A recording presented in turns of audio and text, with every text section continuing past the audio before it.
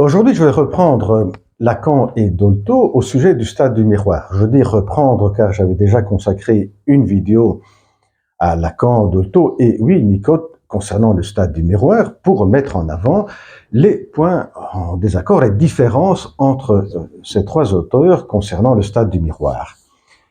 Et dans cette vidéo ici, je vais donc reprendre Lacan et Dolto concernant le stade du miroir, mais pour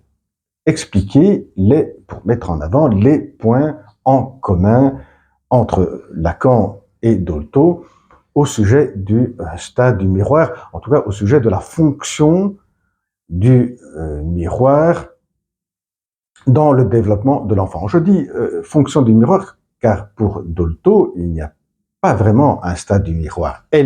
Certainement, elle se réfère au stade du miroir pour dialoguer, si on veut, avec Lacan, car pour les deux, il y a eu effectivement un grand désaccord au sujet du stade du miroir.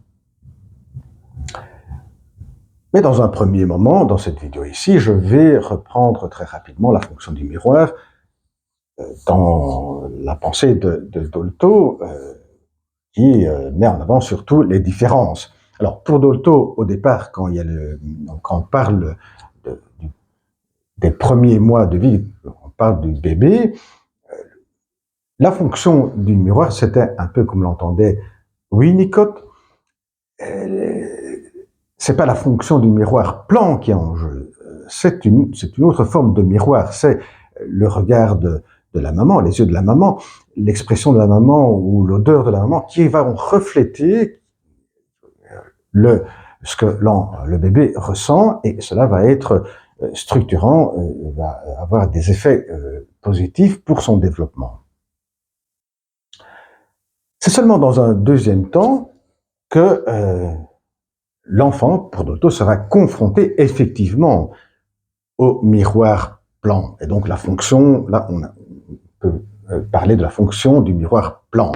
Bien, cette rencontre qui se situe vers 2 ans et demi, elle est marquée par un signe moins. C'est négatif, ce n'est pas comme le cas de Lacan, qui parlait dans cette rencontre, de l'enfant avec le miroir, l'image reflétée sur le miroir de jubilation. Ici, pour Dolto, cette déception, ça va être même traumatisant.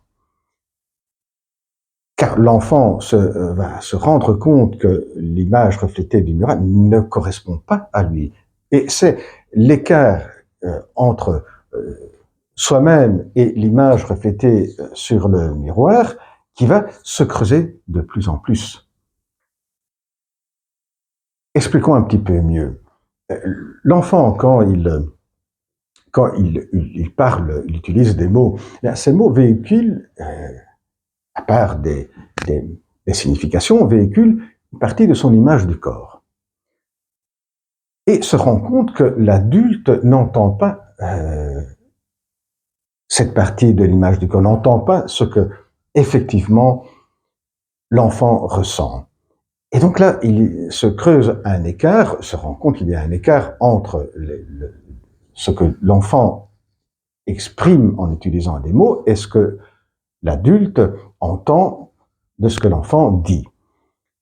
Et cet écart reflète l'écart qu'il y a entre l'image du corps qu'il a et l'image reflétée, l'image spéculaire. Et il se rend aussi compte que l'adulte donne plus d'importance à ce qui se montre avoir, et donc à l'image spéculaire, plutôt qu'à ce que l'enfant ressent, parce que il ne peut pas saisir plusieurs aspects de ce que les mots véhiculent de l'image du corps, et donc ce que l'enfant ressent réellement. Et cet écart va se creuser de plus en plus, ce qui est traumatisant.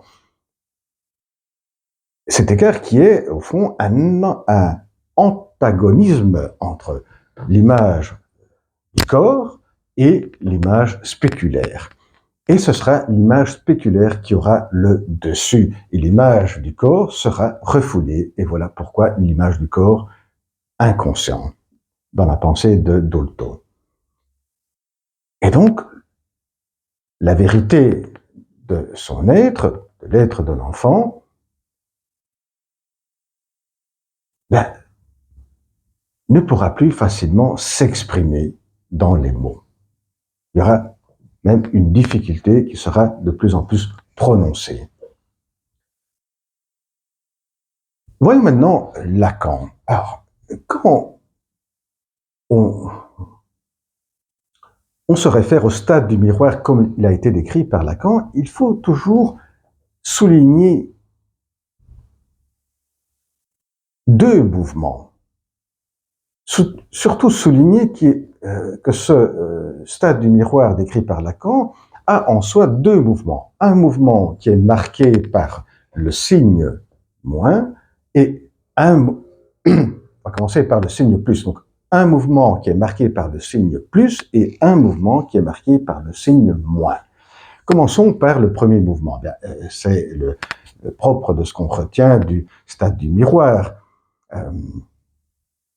L'enfant, quand il va reconnaître dans l'image reflétée sur le miroir soi-même, il y aura ce salut, comme disait Lacan, l'enfant va saluer cette reconnaissance avec jubilation.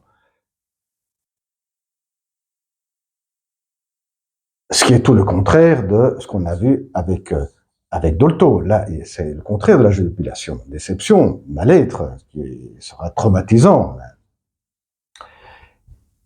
Donc, pour Lacan, voilà, cette reconnaissance, elle est saluée avec jubilation, qui dénote un investissement libidinal, ce qui permet à Lacan de nouer cette reconnaissance de la propre image reflétée sur le miroir avec le narcissisme comme il avait été introduit par Freud.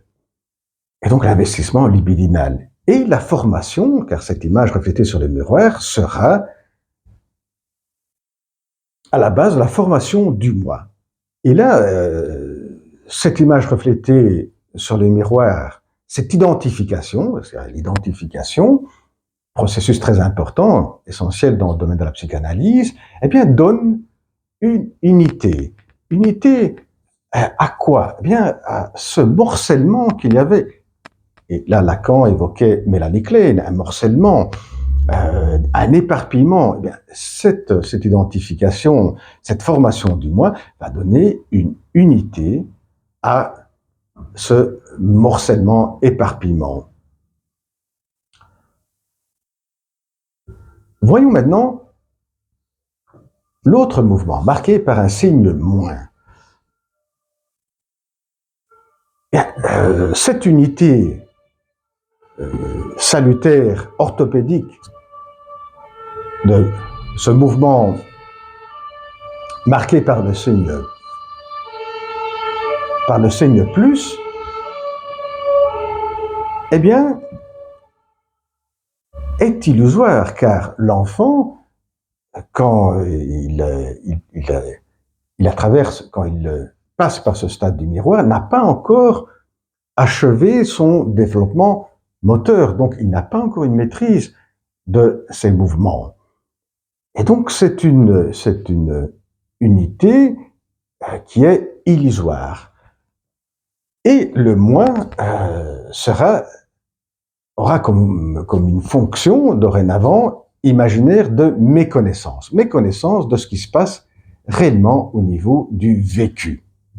Et au fil du temps, Lacan parlera du moi comme une fonction de méconnaissance au niveau du sujet de l'inconscient. Et l'autre aspect très important de ce mouvement marqué par le signe moins, c'est l'aliénation, car l'identification, cet investissement libidinal, se fait sur l'image reflétée sur le miroir qui, au départ, est vécu comme un autre. Donc, c'est par un autre, et c'est par une extériorité. Et donc, là, il va accéder à une partie de son unité, il va accéder à l'unité de soi-même, bien que illusoire, à travers l'autre. Et dans la relation après avec l'autre, il y aura une tension agressive car il pourra confondre l'autre comme soi-même et soi-même comme l'autre. On voit bien que dans cette description de ce mouvement, de ce deuxième mouvement marqué par le signe moins, on retrouve des échos avec ce moment traumatisant décrit par Dolto, cette rencontre entre l'enfant et le miroir. Car il se creuse un écart entre l'image spéculaire et l'image pour Dolto et l'image du corps, ce qui va